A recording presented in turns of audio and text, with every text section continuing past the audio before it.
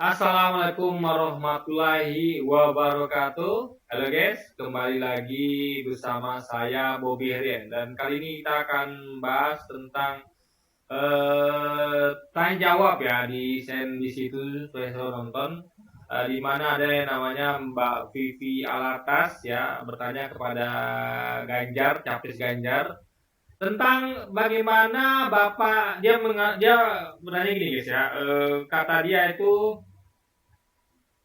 ini sendiri adalah belum optimal dalam apa ya memakai menggunakan potensi pemuda dan perempuan, yang mana dia mengatakan adanya diskriminasi, yang mana perempuan itu banyak yang gajinya lebih kecil daripada pria, lalu juga masalah lulusan sarjana banyak nganggur gitu kan. Nah, jadi bagaimana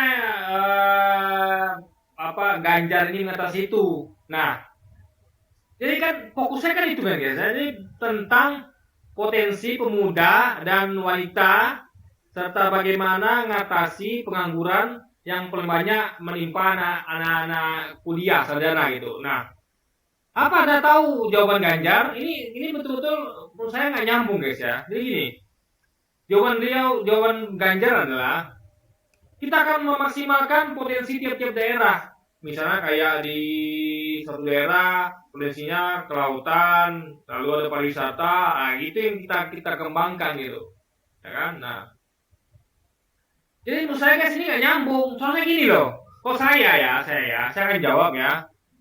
Saya akan jawab gini, kalau masalahnya ada pada sarjana yang nganggur, artinya kan ada mismatching gitu guys. Dalam artian antara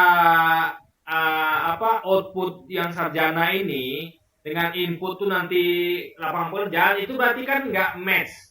Artinya kalau banyak sarjana nganggur, artinya entah lapangan pekerjaannya tidak tersedia cukup, atau lapangan kerja ada, tapi diambil oleh orang luar, ya kan?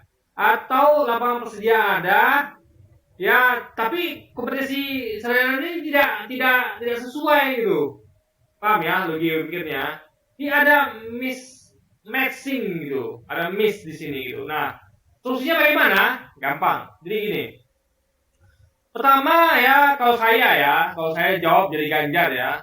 Jadi Ganjar ini nggak nyambung guys. Saya jawab secara nyambungnya gini ya, kepada Mas Vivi atas ya.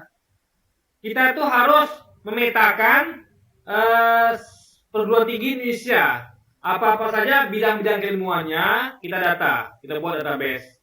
Lalu kita akan data juga perusahaan-perusahaan. Apakah perusahaan ini sudah mendaya gunakan lulusan sarjana ini?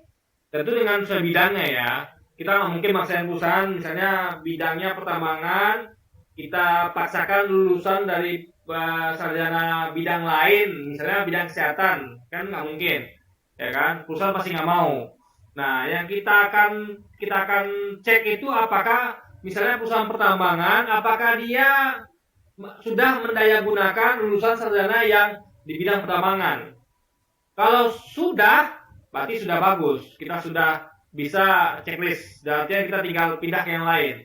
Nah, tapi kalau misalnya perusahaan ini tidak mendayagunakan para lulusan sarjana ini di bidang pertambangan, lalu saya cek lagi masalahnya di mana? Apakah memang kompetisinya kurang? Apakah mereka dikasain dengan tenaga kerja asing atau bagaimana? Atau mungkin perusahaannya memang memang lebih asing. Nah, ini kita petakan juga. Kalau memang kurang kompetensinya, kita akan dudukkan berdua antara perusahaan dengan perguruan tinggi. Apa yang dibutuhkan perusahaan, apa yang disediakan oleh sarjana ini guys, sehingga perguruan tinggi bisa memperbaiki kurikulumnya gitu kan, sesuai dengan apa yang dibutuhkan oleh perusahaan pertambangan misalnya gitu kan. Nah, jadi ini sebenarnya itu jawabannya guys. Jadi kalau misalnya lapangan pekerjaan nggak ada, berarti kalau gitu kita kalau mau masukkan investasi, kita harus utamakan investasi yang cocok dengan lulusan-lulusan ini guys, misalnya ada banyak perguruan tinggi di bidang kesehatan, ya kita kan perbanyak investasi masuk tuh diutamakan yang di bidang kesehatan gitu, agar ada matching dengan lulusan perguruan tinggi nanti gitu. Atau kita akan memetakan lagi perguruan tinggi ini agar kita bisa petakan misalnya ini bagian kesehatan sudah terlalu banyak ini. Nah, jadi kalau nanti ada perguruan tinggi baru, kita arahkan kepada bidang lain sehingga lebih merata, nggak banyak di bidang satu bidang, tapi merata, ada bidang kesehatan, pertambangan dan sebagainya. Harusnya begitu kan? Nah, sehingga nanti akan terjadi konektivitas antara perguruan tinggi dengan perusahaan gitu guys. Jadi kita tuh nggak asal terima investasi, tapi kita pilih-pilih gitu kan. Dan juga nggak asal memberi izin untuk perguruan tinggi, dan nggak juga membiarkan itu tuh autopilot, nggak.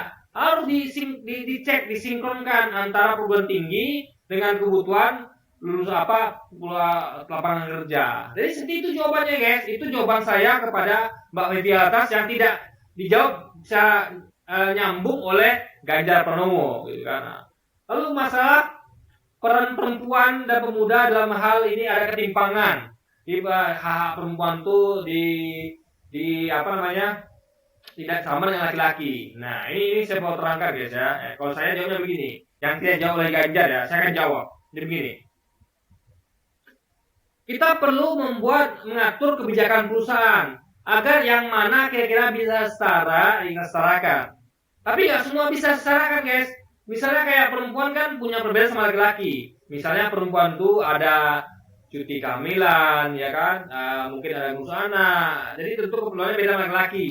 Tentu nggak bisa semua sama. Jadi kita tuh harus fokus dalam hal memetakan apa-apa yang bisa disetarakan, apa-apa yang nggak bisa.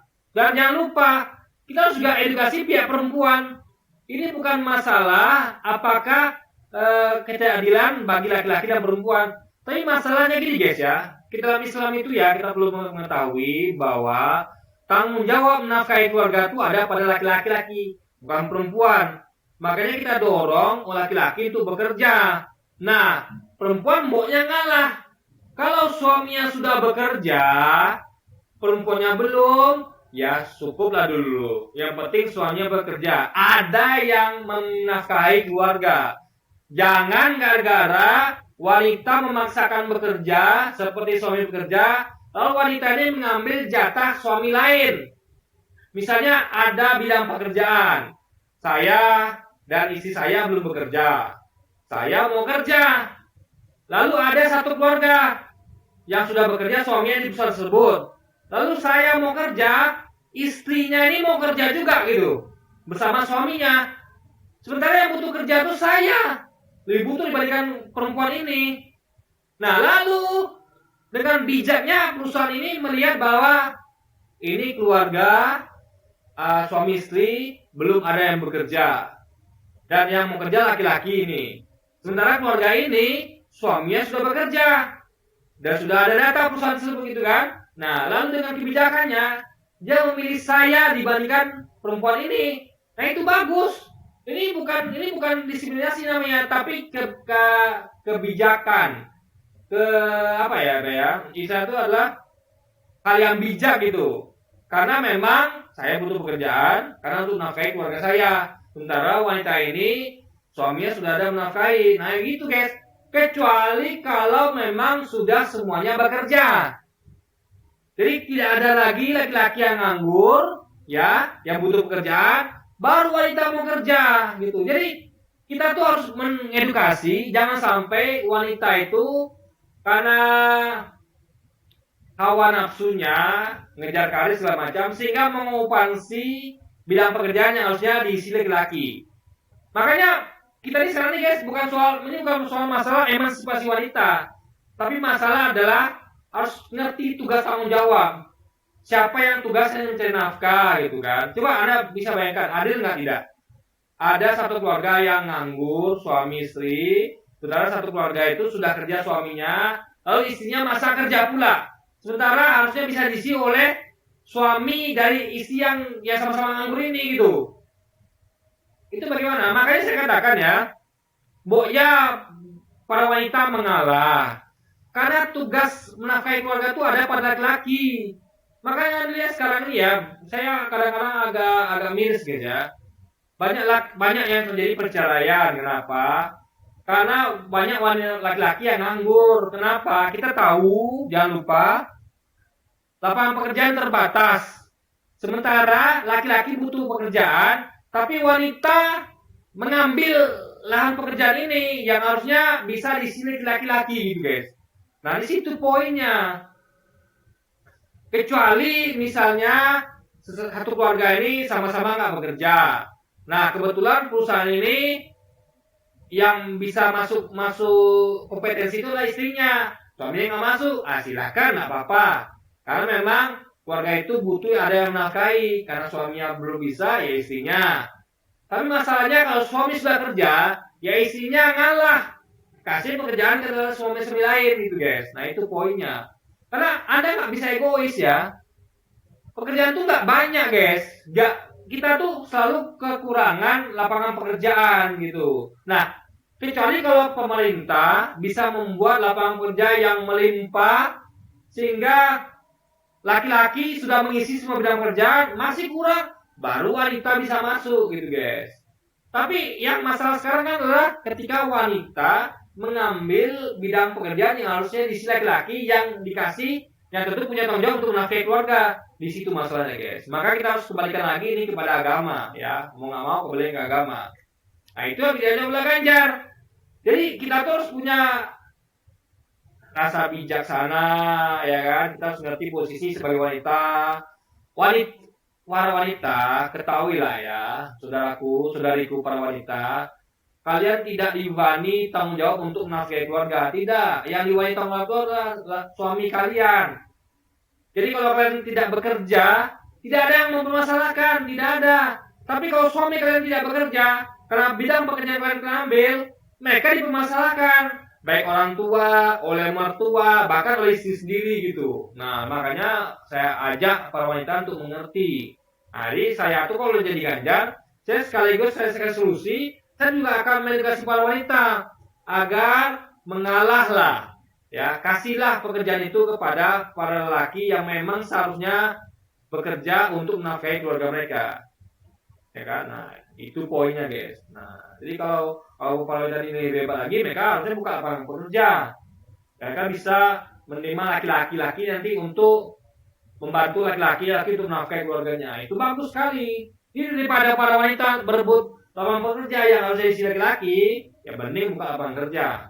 Agar laki-laki yang nganggur ini bukan karena mereka malas ya, bukan, tapi memang karena keterbatasan lapangan pekerja yang ada, bisa bekerja sama Anda dan Anda membantu menjadi pionir untuk membantu para laki untuk mempunyai pekerjaan untuk menafkahi keluarga mereka. Nah, itu jawaban saya kepada Mbak Vivi Alata. Dan sayangnya Ganjar tidak menjawab seperti itu guys. Dan juga untuk masalah pemuda juga gitu kan. Jadi kita petakan lah apa minat para pemuda, dan kita akan usahakan investasi masuk itu akan sesuai dengan harapan para pemuda. Jadi usahakan yang paling banyak investasi yang seperti kata Pak Anies katakan ya, investasi masuk itu harusnya adalah lebih banyak yang bisa nyerap tenaga kerja. Gak mesti investasi itu besar jumlahnya, tapi dia tuh bisa menghasilkan efek domino berupa penambahan lapangan kerja yang signifikan. Jadi misalnya kayak soal tambang itu hanya membuka 1% lapangan kerja, kalau manufaktur 40%, ya kita akan utamakan investasi masuk di sektor manufaktur meskipun jumlahnya lebih kecil dibandingkan pertambangan. Yang penting dia bisa menciptakan lapangan kerja yang lebih besar dibandingkan sektor pertambangan misalnya guys. Oke, jadi mungkin sekian dulu aja video kita kali ini guys ya. Sampai jumpa lagi di video selanjutnya. Wassalamualaikum warahmatullahi wabarakatuh guys.